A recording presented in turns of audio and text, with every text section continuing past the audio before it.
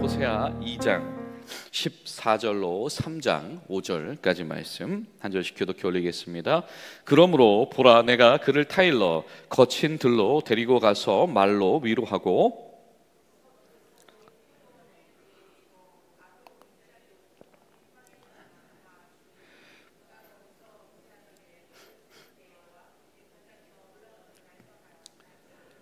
여호와께서 이르시되 그 날에 내가 나를 남편이라 일컫고 다시는 내 바알이라 일컫지 아니하리라.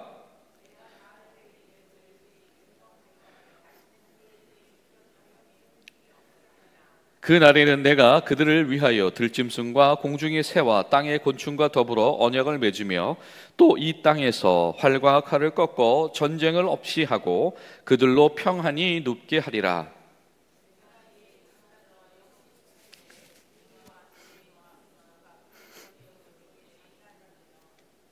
진실함으로 내게 장가 들리니 내가 여호와를 알리라.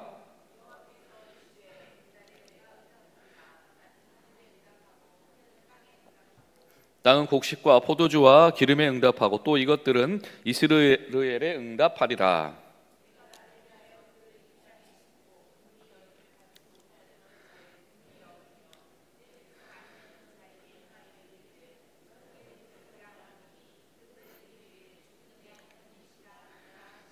여호와께서 내게 이르시되 이스라엘 자손이 다른 신을 섬기고 건포도 과자를 즐길지라도 여호와가 그들을 사랑하나니 너는 또 가서 타인의 사랑을 받아 음녀가 된 그 여자를 사랑하라 하시기로.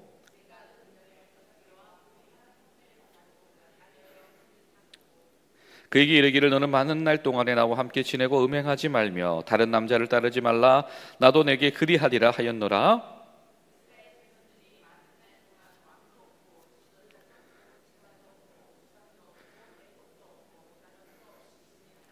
그 후에 이스라엘 자손이 돌아와서 그들의 하나님 여호와와 그들의 왕 다윗을 찾고 마지막 날에는 여호와를 경외함으로 여호와와 그 은총으로 나아가리라. 아멘. 오늘도 인애의 사랑으로 우리에게 오시는 하나님의 은혜 가운데 거하시는 복된 하루 되시기를 간절히 소망합니다. 여러분, 사랑은 참 좋은 것입니다. 그러나 아쉬운 것이 한 가지가 있다면 조건이 따른다라고 하는 것이죠. 보통의 사랑은, 일반적인 사랑은 이 조건이 넘쳐나는 사랑입니다. 예를 들면 잘하면 더 사랑하게 됩니다. 그렇죠? 그러면은 못할 때는 그보다는 덜 사랑하는 경우가 있다라고 하는 겁니다. 또 몸이 멀어지면 마음이 멀어진다, 이런 말도 있죠. 이 관계의 어떤 이 접촉점이 멀어지게 되어지면 이 사랑의 농도도 또 소원하게 되기도 한다라고 합니다. 그런데 오늘 호세아서가 증언하는 하나님의 사랑은 다릅니다. 하나님은 이 불성실한 이스라엘을 향하여서 너에게 장가들겠다라고 말씀하신다라고 하는 겁니다. 때로는 배신당하기도 하고 때로는 이 도전을 당하기도 하시지만 여전히 사랑을 선택하신다. 이 하나님의 사랑이다라고 하는 것은 인내의 사랑이며, 하나님의 사랑은 내가 너를 사랑하겠다라고 한 이후에 이 마름 없이 찾아오는 언약적인 사랑이다라고 하는 겁니다. 심지어 오늘 20절 말씀을 보면 뭐라고 말씀하죠? 진실로 내게 장가 들리니 내가 여호와를 알리라라고 말씀합니다. 이 안다라고 하는 거, 저 여러분이 아는 것처럼 관계 맺어 간다라고 하는 겁니다. 그냥 인지하는 게 아니라 정말 서로를 알아가는 거죠. 부부가 이 몸과 마음이 서로 알아가게 되어지는 것처럼 이렇게 관계 맺고 알아간다라고 하는 겁니다. 하나님께서는 더 알기를 원하신다. 사랑하신 하나님은 더 알기를 원하시고, 왜 알기를 원하시냐면 사랑하시기 때문이다. 여러분, 하나님은 우리가 더 하나님을 더 잘 알아갈 수 있기를 원하시는 하나님이십니다. 그리고 하나님은 우리와 더 지속적으로 관계를 맺고 싶어 하신 하나님이시다. 오늘 하루 그 은혜 가운데에서 이 하나님의 인애의 사랑의 초청을 발견하고 또 반응하게 되어진 귀한 은혜가 있게 되시기를 바랍니다. 14절 이렇게 시작을 하죠. 그러므로 보라, 내가 그를 타일러 거친 들로 데리고 가서, 굳이 거친 들로 가서, 이전 번역에는 유혹하여서 이렇게 되어 있습니다. 이 부드러운 말로 반드시 거기로, 이 부드러운 말을 왜 하냐면 그냥 뭐 마음을 좋게 하려고 하는 게 아니라 반드시 뭔가 이 목표점이 있는 거죠. 이 거친 땅, 광야입니다. 이 광야라고 하는 곳으로 데리고 나가기 위해서 타일러서 광야에서 거기서 위로의 말을 시작하겠다. 여러분, 무엇이 연상되십니까? 그렇죠?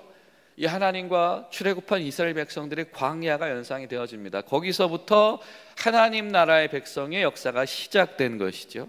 그리고 기억하시는 것처럼, 그래서 후대 이스라엘 백성들은 이 6월절 애굽을 탈출해서 광야로 진출한 그 시기가 되면 아가서를 읽었습니다. 아가서가 무엇입니까? 사랑하는 연인들, 신혼부부의 사랑 고백이다. 그 이면 가운데서는 하나님과 광야로 진출하는 것은 마치 하나님과의 신혼여행과도 같다. 단순히 광야가 훈련의 장소가 아니라 사랑이 시작되는 장소고, 때로는 결핍이 있을지 모르겠으나 그곳에서는 신랑과 신부만이 더 가까이 있는 그런 사랑이 움트는 장소이기 때문이다라고 하는 것이죠. 마찬가지로 오늘 주님께서 그 말씀을 하고 계십니다. 내가 반드시 말로 그를 이끌어서 광야로 데리고 갈 거다. 그리고 거기에서부터 사랑의 언어를 다시 시작할 거다라고 하는 겁니다. 여러분, 그러하기에 때로는 광야가 단순히 심판의 장소만이 되지 않는 것을 주의 백성들은 기억해야 될 줄로 믿습니다. 광야는 때로는 이 하나님과의 관계가 전혀 새로운 국면으로 시작되며 회복되어지는 사랑의 시작점이기도 하다.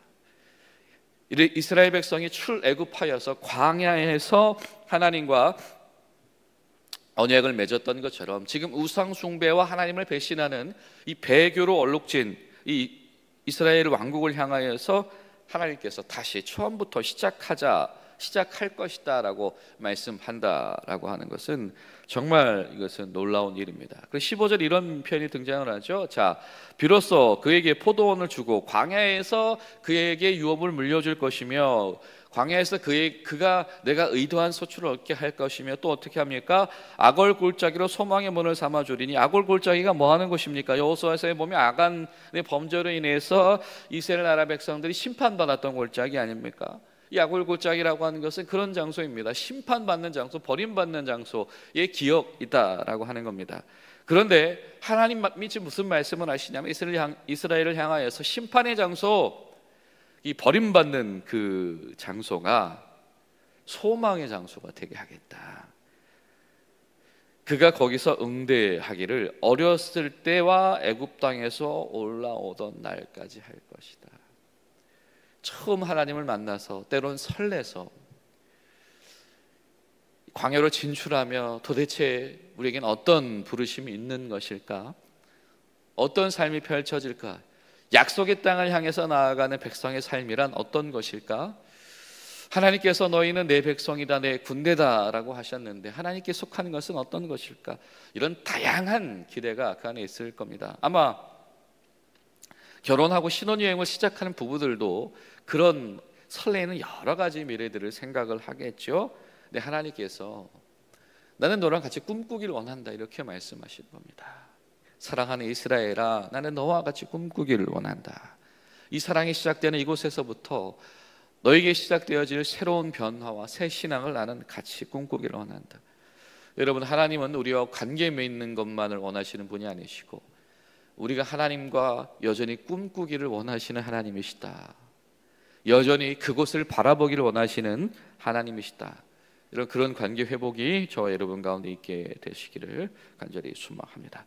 또 16절 이렇게 말씀합니다. 그날에 내가 나를 남편이라 일컫고 바알이라고 하지 않겠다. 자, 이 호세아서 2장 또 3장 초입부를 보면 이 말로 인한, 이 언어로 인한 풍성한 메시지들이 등장을 합니다. 이 바알이라고 하는 것이 단순히 우상의 이름뿐만이 아니라 그 단어가 가지고 있는 고유의 뜻도 있죠. 이 주인님 뭐 이런 뜻도 있습니다. 이스라엘 백성들이 이것 하나님의 백성이고 하나님만을 그들의 주인으로 모셔야 될 이들이 이 땅의 신이라고 불려지는 것들, 농업의 신이라고 불려지는 것들, 비가 내리는 풍요와 다산의 신이라고 불려지는 것들, 이런저런 것들을 주인 삼아서 그들 가운데서 종노릇해 살아간다라고 하는 겁니다. 근데 하나님께서 이스라엘에게 원하시는 것은 무엇이냐면 단순히 그런 맹목적인 뭔가 소출을 얻기 위한 종교 생활, 아니면은 그렇지 않으면 벌을 받을까 봐 회피하게 되어지는 그런 이 공포스러움 속에 사는 종교 생활로서의 하나님과의 관계가 아니라 뭐라고 부르라? 남편이라고 부르라. 이것은 무엇입니까? 사랑의 관계입니다. 여러분, 남편에게 벌 받지 않으려고 일합니까? 남편에게 뭔가 열매를 얻어내기 위해서 남편에게 사랑하는 척합니까? 이건 진실한 사랑이라고 할 수 없지요. 남편과의 사랑은 어떤 사랑입니까? 그냥 그 관계가 사랑 때문에 시작되어지고 사랑 때문에 진행되어지고 사랑 때문에 완성되어지는 것이 남편과의 관계다라고 하는 것인데, 오늘 하나님께서 나는 너희들의 신앙이 이러기를 원한다라고 하는 겁니다. 하나님으로부터 뭘 받아내려고 하는 것이 아니고, 안 그러면 하나님 앞에 벌 받을까 봐 그런 것이 아니에요. 호되게 지금 광야의 고통을 당하게 될지라도, 호되게 이방 민족들로 인한 고통을 당하게 될지라도 그것이 무서워서 하나님을 찾는 것이 아니라 하나님을 사랑해서 찾기를 주님은 원하신다. 여러분, 이것이 하나님의 의도이다. 그래서 하나님께서 굳이 그런 표현을 쓰시죠. 반복해서 나오는 표현이 무엇입니까? 내가 내게 장가들 것이다. 이 얘기는 뭐예요? 나도 너를 사랑하기로 작정했다. 나는 너와의 관계를 새롭게 시작하기로 작정했다. 또 이 신랑 신부의 약속은 무엇입니까? 언약이죠. 부부의 약속을 지키기로 하는 겁니다. 나는 너와의 사랑을 언약적인 약속, 그냥 조건적인 약속이 아니고 언약적인 약속으로 그렇게 다짐했다라고 하나님께서 선언하고 계신 겁니다. 여러분, 저와 여러분의 신앙이 단순히 의무에 멈추어 있지 않기를 축원합니다. 단순히 우리의 어떤 요구를 관철시키는 종교 행위에 머물러 있지 않기를 소망합니다. 사도 바울이 고백하는 것처럼 오늘 그 하나님의 사랑을 받아 누리는 것이 얼마나 깊은지 높은지 넓은지, 이 충만함이 당신들에게도 충만히 임하기를 원합니다 했던 그 여러분 관계 속에서 오는 그 사랑의 충만이 오늘 저와 여러분에게도 임하시기를 소망합니다. 이 3절을 보면 이렇게 또 시작을 합니다. 여호와께서 내게 이르시되 이스라엘 자손이 다른 신을 섬기고 심지어 건포도와 과자를 즐길지라도 여호와가 그를 사랑하리니 너는 또 가서 타인의 사랑을 받아 음녀가 된 그녀를 사랑해라. 이 고멜 이야기가 다시 등장을 하죠. 배신한 아내를 사랑해라. 타인에게 사랑받아서 음녀가 된, 나에게 잘해준다고, 나에게 만족한 것을 준다고 모두가 다 남편이 될 수 있는 것은 아닙니다. 근데 여러분, 우리의 신앙은요, 나에게 유리하면, 나에게 좋게 해주면, 나의 편을 들어주면 그것이 좋사오니 하고 흔들리기 쉽다라고 하는 겁니다. 그런데 하나님의 사랑은 어떤 사랑입니까? 그런 배신한 자, 타인에게 사랑받아서 음녀가 된, 자신을 사랑해 주는 것 같은 그를 사랑하는 배신자 여인을 다시 사랑해라 라고 이야기를 하고 계시다. 왜냐하면 내가 이스라엘을 그렇게 사랑하기 때문이다. 하나님께서 이 호세아의 결혼 생활을 통해서 증명하고 증언하고 싶어 하시는 것은 하나님의 사랑의 온도이다라고 하는 겁니다. 고멜을, 자신의 사랑의 관계였던 그 고멜을 은 5개, 보리 한 오멜 반으로 속량해서 돈을 다 치러내고 데리고 나와야 돼. 아니, 심적으로 배신당한 것만 해도 이거 얼마나 큰 겁니까? 데리고 와주는 것만 해도 고마운 일인데 굳이 다 돈을 치르고 데리고 와야 된다라고 하는 것. 값을 치른다. 여러분, 우리는 잘 알고 있죠? 하나님은 값을 치르는 분이십니다. 어떻게 값을 치르셨습니까? 그렇습니다. 예수님이 심판 받으셨죠. 예수님의 목숨값으로 값을 치르시고 세상을 구원하신 분, 심판에서 면제시키신 분이 바로 하나님이시다라고 하는 겁니다. 여러분, 하나님은 그런 절절한 관계 속으로 초대하신다. 그냥 말로만 사랑하는 것이 아니라 정말 그 사랑하는 일을, 너는 사랑해라. 사랑하는 것은 뭐 하는 것이냐면 값을 치러주는 것이다. 값을 치러주고 구출해내는 것이 사랑이다. 하나님은 값을 치르고서라도 구출해 내기를 원하신다라고. 여러분, 우리에게 주어진 이 구원이 받은 우리는 값없이 얻은 은혜이지만 이것은 주님의 사랑과 희생으로 얻어진 은혜이다라고 하는 겁니다. 여러분, 우리가 하나님의 사랑을 알아가는 호세아의 마음을 본받을 수 있기를 바랍니다. 하나님의 용서가 무엇인지, 하나님 안에서의 회복이 무엇인지가 우리 가운데서 명확하게 각인되어져야 되겠다. 그래서 우리의 삶이 반응하는데 무엇에 반응하냐면 하나님의 사랑, 단순히 나 편들어주는 사랑, 이런 사랑이 아니라 지금 고멜이 깨달아야 되는 사랑은 무엇이죠? 그렇습니다. 나를 끄집어내 준 사랑, 값을 치르고 나를 끄집어낸, 내가 배신했어도, 내가 한눈 팔았어도 값을 치르고 나를 끄집어내 준 사랑, 그 사랑에 반응해야 되는 것이 고멜이죠. 이스라엘이 하나님께 보여준 사랑은 바로 그런 것이다. 하나님이 나에게 잘해주고 말 친절해주고 그런 차원이 아니라 그분이 나를 얼마나 사랑하시는지 그 사랑의 본질과 깊이를 깨달으라고 하는 겁니다. 값을 치르고서라도 나를 구출해내기를 원하시는, 일편단심으로 나를 사랑하시는 그 하나님의 사랑에 반응해라. 여러분, 성령께서 우리 가운데 그런 은혜 주시기를 바랍니다. 그리고 굉장히 흥미로운 구절이 등장을 하죠. 4절과 5절을 보면, 자, 이스라엘 자손이들이 많은 날 동안에 왕도 없고 지도자도 없고 있던 것이 없습니다. 또 있던 것이 뭐가 없습니까? 제사도 없고 주상도 없고 에봇도 없고 드라빔도 없다가, 그러나 결국에는 광야로부터 돌아오게 되어지면 사랑받을 이라고 불려지게 될 것이고 나의 백성이다라고 일컬음 받게 될 것이다. 광야가 그냥 징계로만 끝나는 것이 아니다. 광야 가운데 진정한 회복이 일어난다라고 하는 겁니다. 자, 근데 여러분, 이 광야가 무엇을 위한 광야인지를 하나님께서 드러내고 있습니다. 제사, 여러분 제사가 뭔지 아시죠? 제사는 하나님께 예배 드리는 이스라엘 백성들의 도리입니다. 근데 주상은 무엇입니까? 주상은 보통 뭐냐면 이 종교적인 행위를 위한 돌덩이입니다. 그래서 돌 기둥 같은 걸 세우는 것들이 주상이에요. 보통 이 다양한 신 문화들 가운데서, 또 신전 문화들 가운데에서 있는 종교 상징물이죠. 혼자 하는 겁니다. 하나님 앞에 예배하는 것인지, 우리가 그냥 나를 유익하게 하는 신들에게 얘기하는 것인지, 혼자 했던 백성들 앞에서 하나님께서 광야를 주신 무엇이냐면 이 둘의 혼돈을 다 정리하기 위해서다. 그때는 제사도 없고 너희가 주상도 없을 것이다.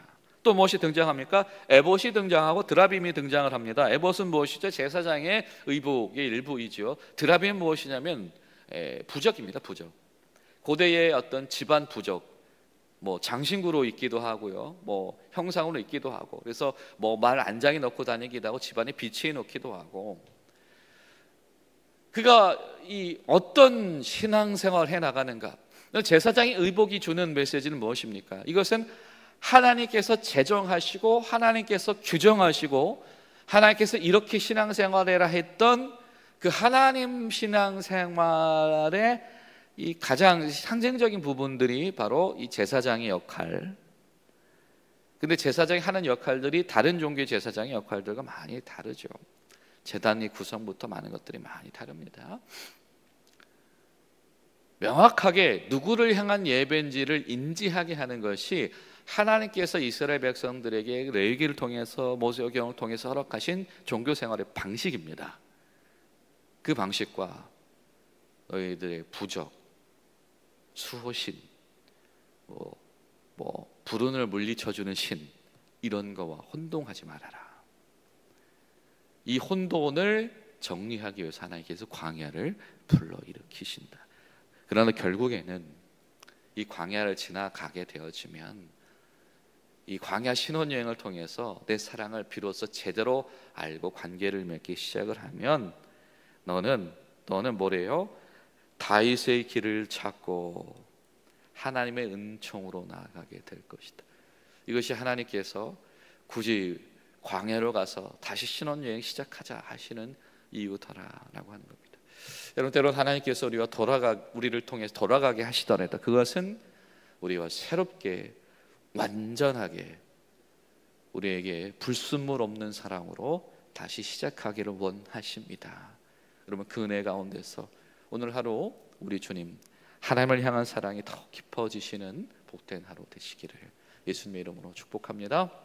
기도하시겠습니다. 좋으신 하나님, 오늘도 저희들이 주의 사랑의 음성을 듣습니다. 아버지, 성령님 가운데서 이 가운데 임재하여 주시사 이렇게 인내의 사랑으로, 언약적인 사랑으로 우리를 다시 사랑의 시작점으로 초대하시는, 구출해내신 놀라우신 하나님의 사랑과 우리가 연결되고 우리가 제대로 알아갈 수 있도록 도와주시옵소서. 예수님의 이름으로 기도하옵나이다.